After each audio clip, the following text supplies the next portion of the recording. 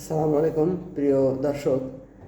গতকাল 4 আগস্ট সারা দেশের বিভিন্ন ইউনিভার্সিটি কলেজগুলোতে শিবির এবং ছাত্রশক্তিকে বেদম পিটানি দেওয়ার পর তারা আজ 5 আগস্টের যে ঐতিহাসিক গণ অভ্যুত্থান পালন করবে এর এনার্জি হারিয়ে ফেলেছে। তারা মানসিক প্রস্তুতি হারিয়ে ফেলেছে, মানসিক প্রশান্তি হারিয়ে ফেলেছে। তারা আজ 5 আগস্ট কোথাও স্বতন্ত্রভাবে বড় আকারের কোনো জুলাই অভ্যুত্থান দিবস পালনের দুঃসাহস বা ইচ্ছা কোনোটাই করতে সাহস করেন। সুতরাং 4 আগস্ট সামরিক বিজয়ের পর বা রাজনৈতিক বিজয়ের পর আজ 5 আগস্ট হয়েছে কালচারাল বিজয়। বিএনপির এই কালচারাল বিজয়ের প্রধান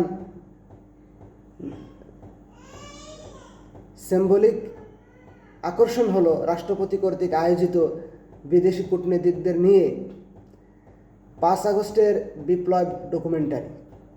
বিপ্লব ডকুমেন্টারিতে ছাত্রদের অবদান কোথাও উল্লেখ করা হয়নি। বিএনপির 16 বছরের ত্যাগ তিতিক্ষার বিনিময়ে অর্জিত এই 5 আগস্টের গণ অভ্যুত্থান এরকম একটি ডকুমেন্টারি তৈরি করা হয়েছে। সমস্যা হয়েছে সেই ডকুমেন্টারিতে ছাত্রদের কথা মতো আসিফ ও নাহিদের ভূমিকা উল্লেখ না করার কারণে তারা বিদেশি কূটনীতিকদের সামনে বাংলাদেশকে খাটো করেছে, চিল্লাচিল্লি করেছে। কিন্তু এই ডকুমেন্টারি পরিবর্তন হবে না। গত 53 বছর বাংলাদেশের স্বাধীনতা উদযাপন করেছে বিভিন্ন দল বিভিন্ন ব্যানারে। তারা তাদের ডকুমেন্টারি নিয়ে তারা যখন যে ক্ষমতায় ছিল তাদের অবদান তুলে ধরেছে। আপনারা জানেন বিএনপি গত 53 বছরে 3বার ক্ষমতায় ছিল। তারা তাদের ক্ষমতায় থাকাকালীন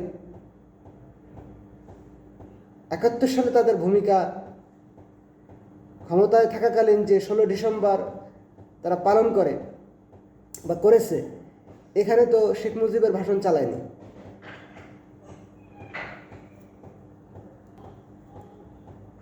এটাই স্বাভাবিক। আবার আওয়ামী লীগ যে 71 সালের 16 ডিসেম্বরের বিজয় দিবস তাদের ক্ষমতায় থাকাকালে পালন করেছে, সেখানে তো আর জিয়াউর রহমানের ভূমিকা উল্লেখ করা হয়নি। যে দল যারা ক্ষমতায় থাকে ডকুমেন্টারিতে তারা তাদের অবদানগুলো তুলে ধরবে, এটাই স্বাভাবিক। কিন্তু এই নাবালক অবুঝ ছাত্ররা এই অনুষ্ঠানে, যেখানে ইউনূস ছিল, তারেক রহমান ছিল, বিদেশি কূটনীতিকরা ছিল, সেখানে চিল্লাচিল্লি শুরু করেছে। এদের রাজনৈতিক অপরিপক্কতার কারণেই বাংলাদেশকে বিদেশি কূটনীতিকদের সামনে খাটো করেছে। তাদের বুঝতে হবে যে বিএনপির ডকুমেন্টারিতে ছাত্রদের অবদান উল্লেখ করলে বিএনপির রাজনীতি কী থাকে। সুতরাং আজ যে ডকুমেন্টারি উল্লেখ করা হয়েছে আগামী 5 বছরের জন্য ছাত্র এনসিপি জামাতকে একটি মেসেজ দেওয়া হয়েছে যে এই জুলাইয়ে মানুষের সামনে ভিডিও, অডিও, শিক্ষা ব্যবস্থায় জুলাইয়ের যে অবদান, জুলাইয়ের যে প্রয়োজনীয়তা, এগুলো তুলে ধরা হবে বিএনপির মোড়কে।